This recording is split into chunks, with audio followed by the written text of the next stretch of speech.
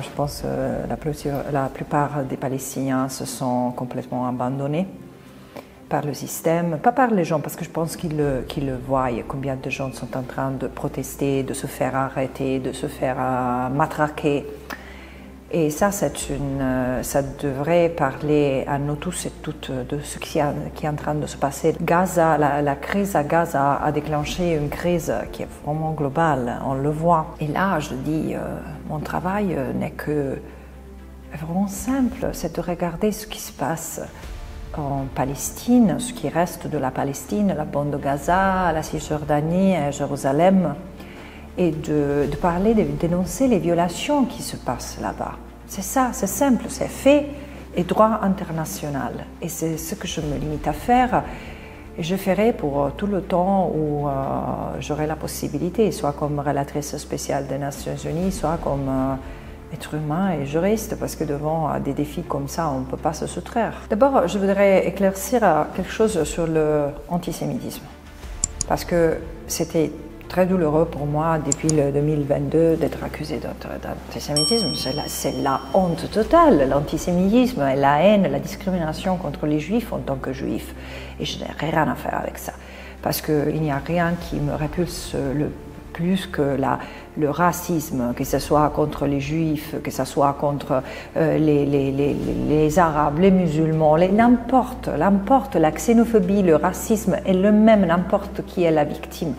Mais il y a quelque chose de très particulier pour ce qui concerne ce que le peuple juif a souffert en Europe, c'est-à-dire l'Holocauste et la discrimination, que c'est quelque chose à laquelle même l'Italie a participé, vous voyez, d'une façon, toute l'Europe en fait, toute l'Europe. Mais en tant que pays, l'Italie a donné vraiment une main forte aux nazis pour compléter le génocide du peuple juif. C'est pour ça que je dis non, cette histoire est tellement forte dans moi que je dis on doit regarder comment c'est possible qu'on arrive à chasser des individus de la vie civile, de les abuser, de les traiter comme s'ils étaient du rien. L'Holocauste ne commence pas avec les camps de concentration, l'Holocauste commence dans les ghettos, dans le moment où on les discrimine, on les enferme dans des endroits où on peut les tuer avec des maladies ou les affamer, vous voyez. Et là, j'ai dit, bon, j'ai vécu très mal au début, mais c'était vraiment des amis aussi, je ne dirais pas des amis, des camarades israéliens, israéliennes, des intellectuels et tout, qui m'ont donné la force dès le début de mon mandat de résister, disant, ça c'est normal, bienvenue dans la famille. Et là, maintenant, c'est comment je vis. Je sais que les États-Unis, l'Allemagne et tout, bon, ils ne sont pas seuls. Même la France a utilisé des mots très durs.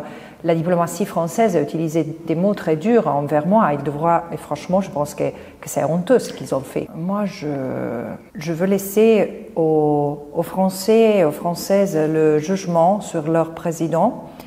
Je me limite à dire que la France n'est pas en train de respecter ses obligations selon le droit international. C'est clair. Il y a des obligations très claires de ne pas soutenir de façon politique, économique, financière, à travers des armements, ne donner pas de soutien à un pays qui commet des illicites internationaux.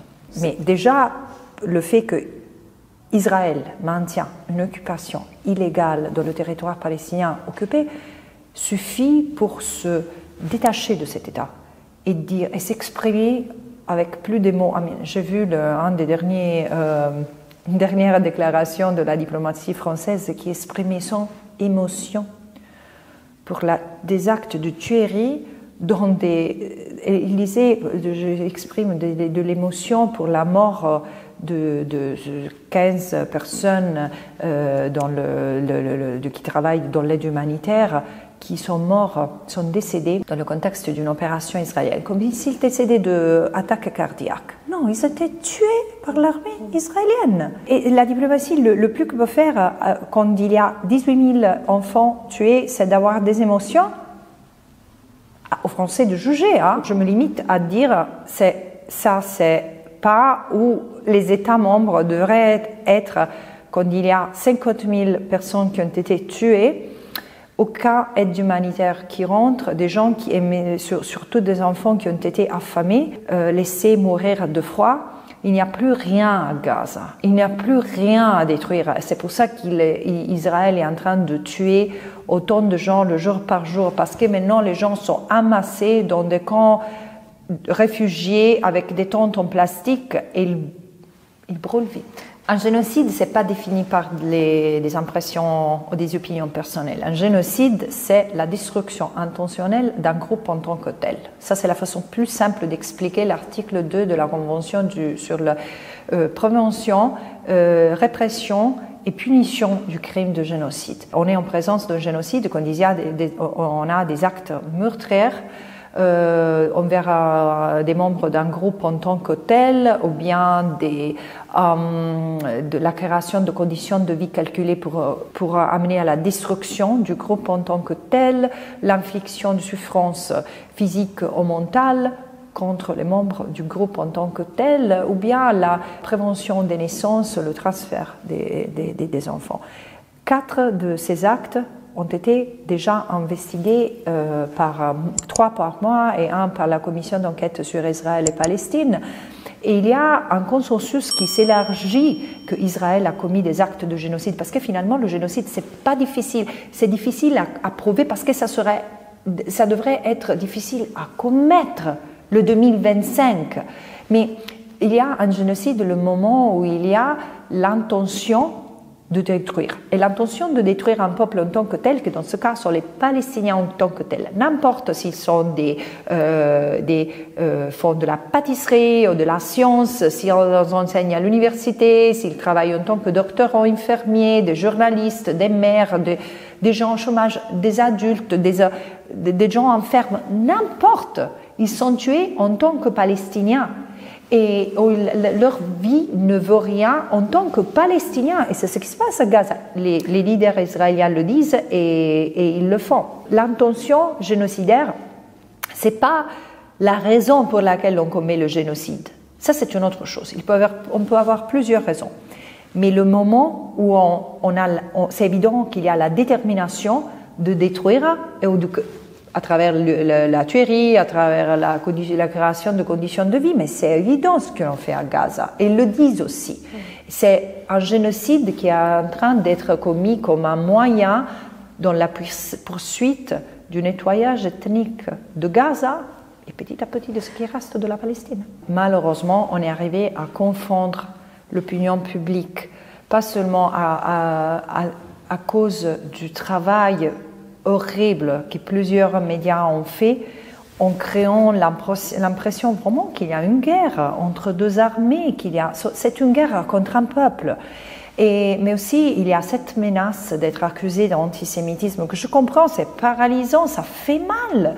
Mais ce qui, en fait, c'est les accusations d'antisémitisme, il faut les expliquer. Aujourd'hui, on traite d'antisémite quelqu'un qui ose critiquer l'État d'Israël, qui prend des positions fermes contre l'État d'Israël. Moi, j'accuse Israël d'avoir commis des actes de génocide, de garder une occupation illégale et de commettre de l'apartheid. C'est tout dans le droit international. Il y a la Cour de justice internationale qui reconnaît tout ça au risque de génocide. C'est suffisant. Et là, on accuse d'antisémitisme n'importe qui ose demander l'application du droit international. Mais c'est